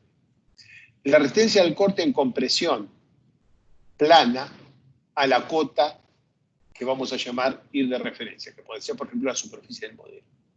El incremento de resistencia al corte no drenada con la profundidad, porque ahora no podemos calcularla como una proporción de sigma prima, porque no estamos usando sigma prima. La relación entre la resistencia al corte en compresión triaxial y resistencia al corte en deformación plana. La relación entre resistencia al corte no drenado en extensión triaxial y resistencia al corte en deformación plana. La relación entre la resistencia al corte en corte simple y resistencia al corte en compresión plana. Y la tensión de corte inicial normalizada por la resistencia al corte en compresión plana, que esta es esta más esto por la profundidad, y tenés todos estos parámetros: 1, 2, 3, 4, 5, 6, 7, 8, 9, 10. Más I de referencia, 11. 11 parámetros. Si no les gusta, me avisan porque ahora tengo más parámetros. Una extensión de este modelo NGI es el NGI ADP Soft, que permite la simulación del ablandamiento por deformación. Entonces, a la función de fluencia que teníamos recién, le aparece un segundo parámetro de endurecimiento que vale 0, si estamos antes de la distorsión que produce la falla del material, o sea, hasta que alcanzamos gamma de falla del material, todo esto es el mismo modelo que el NGADP. Después hay una zona de transición, y después está la deformación, este valor kappa sub 2 vale 1 si la distorsión plástica es mayor que la que vamos a tener que definir como valor residual. O sea que el tamaño de la función de influencia es función de la resistencia máxima mientras este se haga 0, pero cuando la deformación es suficientemente grande, la resistencia máxima no juega ningún papel y tenemos que definir todas esas mismas resistencias de recién en condiciones residuales. Y acá ven el primer gráfico. Miren lo que sale. Tengo tau sub 0, tensión de corte inicial. Resistencia al corte máxima en compresión plana. Resistencia al corte máxima en corte simple. Distorsión de falla en compresión plana. Distorsión de falla en corte simple. Distorsión de falla en extensión. Resistencia al corte no drenada en extensión. Resistencia al corte residual en compresión plana. Ven todos los parámetros que hay. Y además de lo que había, nos aparece. Ahora ya no es solo Y de referencia, sino que puede ser X e Y de referencia porque puede estar inclinada a la dirección de consolidación de compresión primaria respecto de la vertical. Nos aparece también este gradiente que nos permite esa inclinación. Y nos aparece la resistencia al corte no drenada residual en compresión triaxial, corte simple, extensión triaxial, y la distorsión que genera la resistencia residual en compresión triaxial, corte simple y extensión triaxial. Hay un par de parámetros C1, C2 adicionales de forma que permiten, acá están los tres ejemplos de estos tres, y además, como este es un modelo no local, hay dos parámetros puramente numéricos que controlan el espesor de la banda de localización. No quiero entrar en esto ahora. Quiero mostrarles cómo funciona en un caso particular que tuvimos que trabajar. Acá está la pila de datos, que todo esto hay que meter. Y este es un trabajo que hizo Nico Lavanda, que está escuchando esto ahora y probablemente riéndose. Y esto es la calibración para un ensayo triaxial. Esta fue la calibración para corte simple. Y aquí tenemos un ejemplo de aplicación en el que vemos el análisis del valor kappa 2, cuánto hay de formación residual, y podemos encontrar un modo de falla en el cual todo esto, toda esta superficie, ablandó. O sea, todos estos puntos progresivamente pasaron por el valor máximo de resistencia y cayeron al valor residual. Voy para atrás. Todos estos puntos pasaron por el valor pico y cayeron al residual. Noten que esto es muy rígido y cae enseguida porque estamos caracterizando compresión plana. Voy para atrás. Estamos caracterizando que salimos de acá, pico y residual, con este valor alto. Así que apenas crece y cae. Eso es lo que se ve en estos gráficos. Sale de 200 la curva, no sale de 0, porque la muestra está consolidada anisotrópicamente. Bien, con esto terminamos la descripción del modelo NGI-ADP que necesito para hablar de un caso de una presa de relaves en Australia que nos permite integrar las cosas que vimos hasta ahora en esta clase. Decime si hay preguntas. Por ahora nada. Bien, vamos a un ejemplo. Me salteo ablandamiento y localización porque no vamos a llegar y ya nos vamos quedando sin clase, así que vamos al ejemplo. Una presa de relaves en Australia. Problema, hay una presa de relaves de 28 metros de altura con recrecimiento aguas arriba. 28 metros no parece mucho, pero 28 metros de esta cosa es muchísimo más complicado que una presa de agua de 150 metros de altura. Aquí tenemos, el desafío es diseñar el contrafuerte, o sea, el refuerzo de suelo compactado que vamos a poner aquí para controlar la estabilidad de unos taludes con una presa de relaves, con estos relaves que son muy, muy blandos.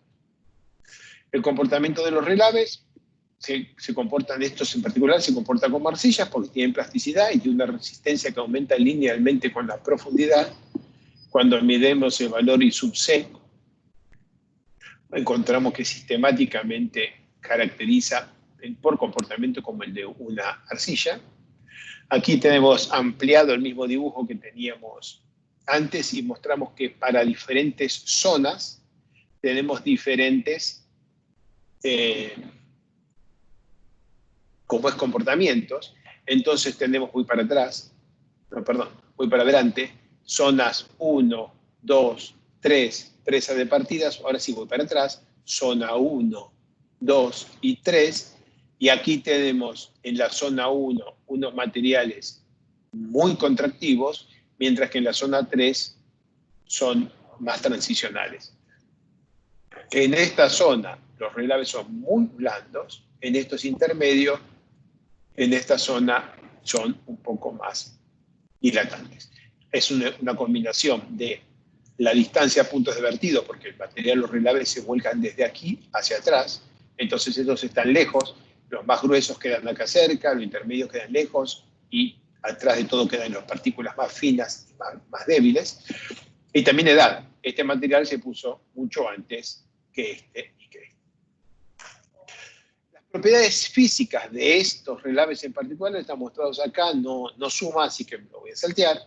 Aquí tienen un ejemplo de algunos ensayos de disipación. ¿Se acuerdan qué? Vamos clavando el ensayo CPT, vamos clavando el cono, paramos y esperamos a ver cómo se disipan las presiones de poros con el tiempo, lo que nos permite estimar el coeficiente de consolidación horizontal y la permeabilidad horizontal de estos depósitos. Con el punto donde queda quieta la presión, después de dejarlo ahí estar unos cuantos minutos, el punto donde se estabiliza la presión nos permite inferir la posición del agua, la que está colorada acá, la posición del agua freática en este depósito. Entonces, si miramos con más detalle la piezométrica en este vaso, podemos encontrar, por ejemplo, acá este punto tiene un valor de presión alto, este otro punto en la misma vertical, un punto mucho más bajo. Recuerdan, están las líneas, pero no justifican semejante salto. Esto está significando que tenemos flujo descendente.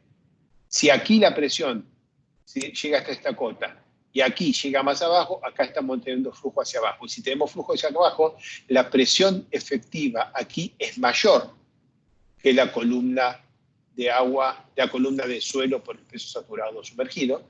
Y lo tenemos que tener en cuenta porque después vamos a medir la resistencia al corte no drenado y la vamos a normalizar por la presión efectiva, y si la presión efectiva está influida por flujo descendente, lo tenemos que tener en cuenta.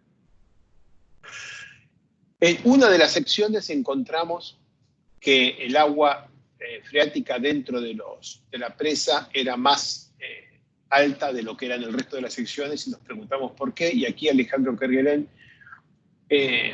empezó a buscar data satelital que nos permitió encontrar que toda esta zona tiene una serie de dunas de poquita altura, que acá están marcadas como en amarillo, todas más o menos paralelas entre sí. Acá hay expuestas algunas, y eso simplemente por la dirección de vientos dominantes y arenas en superficie. Cuando se puso todo esto arriba, esta pared que está acá quedó apoyada sobre una capa de material más arenoso. Esta también pasó. Y esta quedó acá sobre material más arcilloso. Es acá donde fuimos y encontramos las presiones en el agua más alta. Voy para atrás. Entonces, en algún sector, esta fundación tiene menos permeabilidad y el flujo vertical descendente, que favorece la estabilidad, es menor. Y entonces, en esta zona, la presa tiene menos seguridad que en esta zona, porque en esta zona tiene una fundación más permeable. Bien, esto permite calibrar las presiones de poro durante la construcción de un contrafuerte inicial. Ahí tienen ensayos, mediciones de piezómetros y calibraciones hechas con modelos numéricos, con Plaxis. Aquí tienen en grande, ya lo habíamos visto, esta es la resistencia al corte no drenada. Paso por esta porque es la que usé antes, por esta también paso. Y llego aquí a ampliar la resistencia máxima en la zona 1. Zona 1 era la que estaba lejos de la presa, la más blanda. Y ahí tenemos líneas de resistencia al corte no drenada dividida por sigma prima B, las líneas paralelas, y ahí tenemos una caracterización promedio para 1, 2, las 3 paredes. La resistencia no residual, miren las dispersiones, miren los resultados de los ensayos de veleta o ensayos de la esfera que se hicieron en este caso. Como tenemos anisotropía, y la tenemos que tener en cuenta, en este material, que son relaves, o sea, son artificiales, la dirección de la tensión principal mayor no es vertical, porque esto es una superficie inclinada.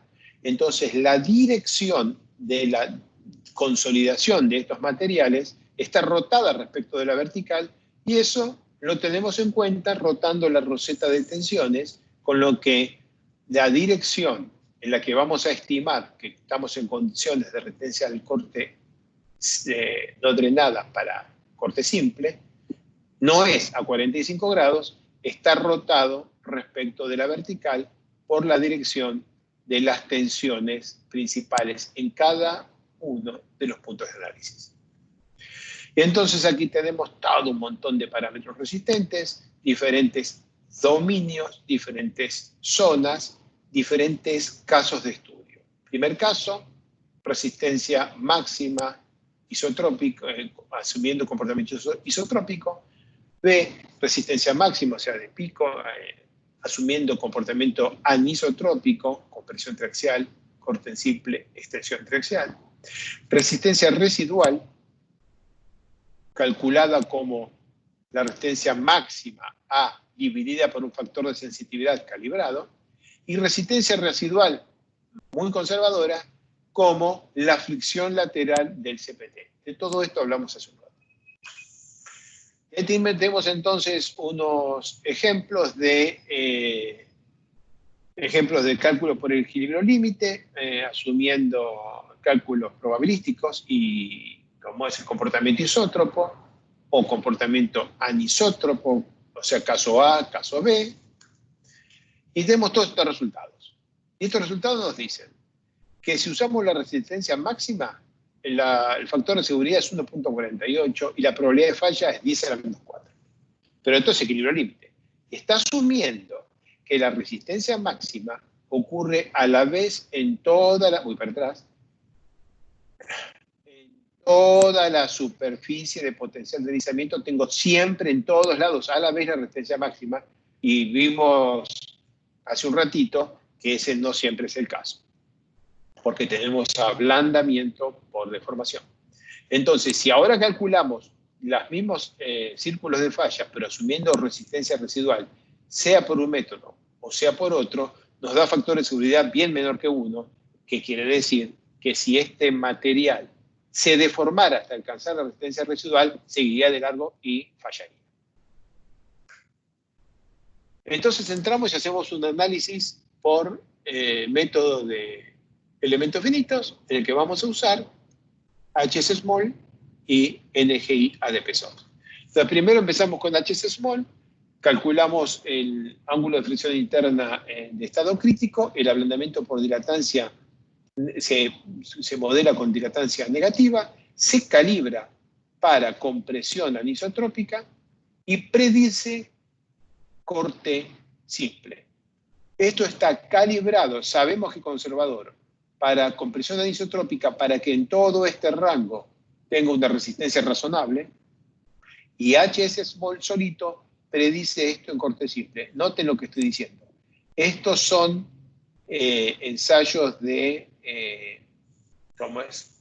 Compresión triaxial, 3 ensayos, el azul, el verde, el rojo, presión neutra, azul, verde y rojo, trayectorias PQ, azul, verde y rojo, y esto es la calibración. Elegimos calibrar bien el desarrollo de presión desde poro, elegimos que en la zona de grandes deformaciones tenga más o menos una buena curva y nos perdemos este exceso de resistencia. O sea, la curva predicha es esta en vez de esta, y lo hacemos para que el mismo HS small, con los mismos parámetros, tenga este comportamiento cuando hacemos ensayos de corte simple. Modelo de plasticidad isotrópica no podemos a la vez pegarle a compresión y corte. No podemos, tenemos solamente un parámetro de endurecimiento. La anisotropía no se puede capturar bien en un modelo de compresión, de plasticidad isotrópica.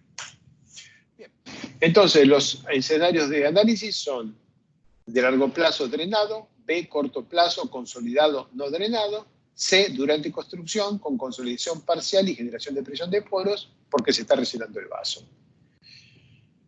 Aquí tenemos el valor del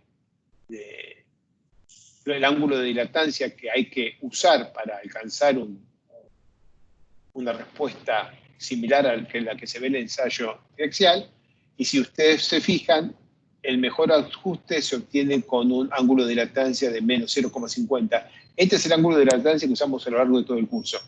No es el bendito parámetro de estado que al bendito Vinnie Jeffrey se le ocurrió poner en la misma letra.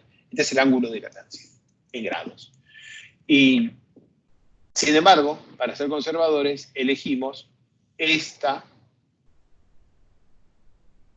respuesta con un ángulo de dilatancia de menos 2 grados. Ahí tenemos la generación y disipación de presión de poros a medida que vamos construyendo el contrafuerte de refuerzo. Aquí tenemos estudiada el impacto de la velocidad de recrecimiento del contrafuerte. Si este contrafuerte de refuerzo se construye a 2 metros por semana, a 10 metros por semana o todo un saque, tenemos diferentes distribuciones de presiones de poro, tenemos los factores de seguridad numéricos calculados con condición drenada, consolidado no drenado o durante construcción, no sea permitiendo consolidación parcial y generación de presión de poro por la propia construcción del contrafuerte. Y salen unos ciertos resultados. Y entonces tenemos reducción de parámetros resistentes dentro de HS Small. Y vamos a hacer el procedimiento de cálculo de factor de seguridad a mano, a ver qué pasa. Si calculamos automáticamente SSR, el modelo, por lo menos así está denunciado, se convierte en Morcoulomb, o sea que esencialmente no va actualizando las funciones de endurecimiento, solo el ángulo de fricción interna, y solo se aprecia el estado final.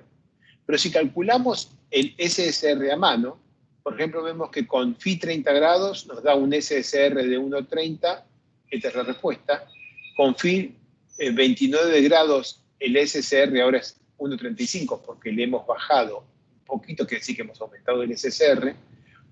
Si el SSR lo adoptamos en 1,40, equivale a un phi de 28, y miren ya cómo se manifiesta toda una zona en potencial deslizamiento que ya está fallando. Y si bajamos a 26 grados phi, lo que es lo mismo, subimos SSR, factor de seguridad, a 1,50, no falla. Entonces, hacerlo a mano nos permite calcular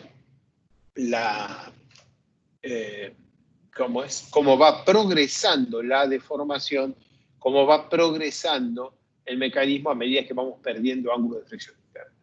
Lo podemos hacer en condiciones drenadas, y entonces en función de cómo vamos haciendo crecer el SSR, se van moviendo puntos y vamos graficando cómo se mueven los puntos y vemos que los puntos crecen sin control a partir de un cierto valor. Podemos decir, en este valor de SSR, que es menor que 0,8, ya perdemos convergencia, ya perdemos control, las deformaciones ya son grandes. En el escenario consolidado no drenado nos da esto. En el escenario durante construcción, noten la respuesta. Si tomamos el ángulo de fricción interna de base y lo reducimos un 20%, la tangente un 30, un 40, no se ve nada. Cuando lo reducimos un 50 se ve un poquito. Y cuando queremos reducirlo a 1,55, dispara. No drenado, se nos cae todo. Acá está la malla toda deformada y caída. ¿Qué pasa si en vez de jugar con cambiar el factor, con cambiar el ángulo de fricción interna, algo que el suelo no puede hacer, ¿no? El ángulo de fricción interna del suelo es 1 y es S, con su variabilidad espacial, pero nosotros no lo conocemos. Entonces nos estamos preguntando, ¿qué pasa si el phi fuera 29? ¿Qué pasa si fuera 28, 27 o 26? Nos lo estamos preguntando nosotros, pero es una pregunta que nos hacemos a nosotros mismos. No se lo podemos hacer al suelo porque ya hicimos nuestras muestras, ya hicimos nuestras mediciones y ya esas tienen su incertidumbre. Otro mecanismo que podemos analizar es qué pasa si permitimos que suba el agua al pie de la presa. Entonces acá tengo el agua abajo, va a ser a cota 103, a cota 104, 106, 108, 110. Si el agua está a cota 103, el factor de seguridad es 1,55, a 104 es 1,42, y si permitimos que el agua suba 6 metros, o sea, si permitimos 6 metros de agua al pie de esta presa, en esta configuración se nos cae. Se nos cae esto primero, y cuando esto se caiga se viene toda la presa atrás. Vamos a completar esto con el modelo NGI de PSOF, con el modelo local, y entonces vamos a validar esto en presiones totales. La realidad es que cuando uno hace un cálculo de factor de seguridad, reduce la resistencia máxima por un factor de seguridad. Entonces, si esta era la resistencia máxima de material y el factor de seguridad es 1,5, 1, 2, 3, lo bajo 2/3 y voy acá. Pero cuando tengo un material que tiene un valor máximo y baja un valor residual, si aplico este procedimiento, se lo tengo que aplicar a la resistencia residual también. Y ocurre que la resistencia máxima tiene una fuerte incertidumbre, depende de cuánta presión de poro se genera, pero la resistencia residual tiene mucha menos incertidumbre. No va a ser mucho menor que la fricción lateral del cono que acabamos de medir. También podemos aceptar entonces que cuando estamos haciendo una reducción de resistencia para calcular factor de seguridad en un modelo de tensiones totales, podemos reducir la resistencia máxima en función del factor de seguridad manteniendo la resistencia residual. Entonces, a medida que se va desarrollando el círculo aquí, aquí, aquí y todo, esto va a recorrer este camino, pero cuando llegue acá, todo esto se queda en resistencia residual y cuando calculo factor de seguridad de esto, toda la zona que está en resistencia residual no se reduce y toda la zona que está por encima de la resistencia residual se reduce proporcionalmente. Y el punto que está con su resistencia máxima se reduce por todo el valor SCR. Es una manera de calcular un factor de seguridad en el que tenemos en cuenta la diferente incertidumbre que tiene la resistencia máxima respecto de la residual. Entonces, con este escenario, un método, el otro método, y asumiendo una resistencia residual de la mitad de la resistencia máxima o de 30% con NGI de PSOF, salen todos estos resultados. Y todos estos resultados nos dan factores de seguridad que nos permiten tener una mejor comprensión de cuál es el riesgo real que tenemos en esta presa. Entonces, por ejemplo, para el escenario D, ya en presiones totales, esto hecho con NGI de PSOF, si no reducimos los parámetros, tenemos un comportamiento. Si aplicamos 10, 20 y 25% de reducción de parámetros, encontramos que con 25% ya se disparan las deformaciones y entramos en falla. Noten estos números, 10, 20, 30, 40, 50, 60, 70, son 70 centímetros completamente irrealistas porque las limitaciones de un modelo en presiones totales son que la resistencia y la rigidez son datos de entrada y no van creciendo a medida que vamos creciendo el talud, cosas por el estilo. Los parámetros, el valor absoluto de la deformación no es importante, sí es importante ver cómo cambia la tendencia de crecimiento. Aquí tenemos ejercicios exploratorios, nos permite ver cómo a medida que vamos 1, 1.10, 1.20, 1.30, 1.40, 1.45, vamos viendo cómo van las distorsiones creciendo y vamos viendo el parámetro kappa sub 2, que es el que medía la resistencia residual, cómo se va desarrollando. Y esto significa que toda esta zona, la que está en rojo y amarillo, ya alcanzó condiciones residuales y ya he perdido, en toda esta zona todavía no hablando, pero ya no logro convergencia, ya las deformaciones son excesivas. Acabamos de analizar una presa de relaves sometida al flujo de agua que tiene un material con ablandamiento por deformación, y lo acabamos de analizar con un modelo no local en términos de presiones totales. Este es un análisis relativamente sofisticado, pero muy interesante, que permite extender el uso de modelos numéricos a ingeniería práctica con ablandamiento por deformación.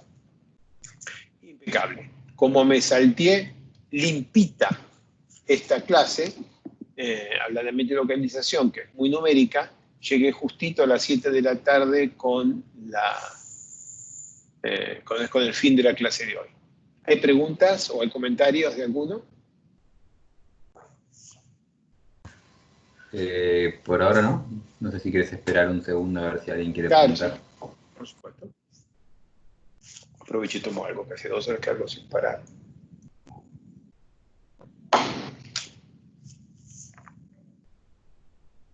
Pobre gente. Recibieron 2 horas de perorata, hicieron 3 preguntas en 2 horas. Les va a llevar un rato probablemente digerir este contenido. De cualquier manera, todo esto no se choca con vuestro trabajo práctico. Quiero darles esta información para que tengan elementos de cómo son las presas de relaves, pero paro acá. La semana que viene ya voy a empezar con aspectos sísmicos, porque si no, no vamos a llegar. ¿Terminamos? Me parece que sí. Ok. Acá hay una pregunta de Brian. Sí. Que pregunta, ¿el modelo NGI puede usarse para modelar problemas de la ecuación estática?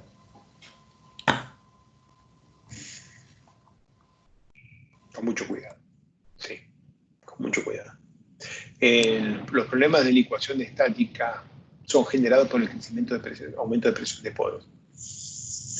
Y no existe una deformación gamma sub F en el cual ocurre la ecuación estática. El material puede tener el cambio de resistencia corte no drenada máxima a residual para distorsiones muy amplias. Para poder terminar la pregunta y contestarla bien, voy a volver a abrir la presentación de esta. Estos parámetros, gamma F, gamma FE y gamma FD, este parámetro, este punto, si uno le dice a este modelo que el gamma de falla en corte simple es 5%, entonces tu presa no entra en la ecuación estática. Y eso no es lo que hace un suelo que depende de presiones efectivas. Se puede modelar, esto sirve para modelar ablandamiento por deformación en resistencia al corte no drenada de algo que se porta como una arcilla. Yo no lo usaría para la ecuación de estática de algo que se porta como una arena. Aunque me quedé sin tiempo, en la parte de ingeniería sísmica vamos a introducir el tema de la ecuación estática y vamos a mostrarles cómo se puede modelar la ecuación estática con HS Small, no con este modelo.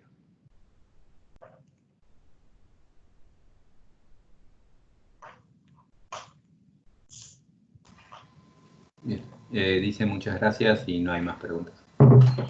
Bueno, gente, entonces, si sí estamos, corto la grabación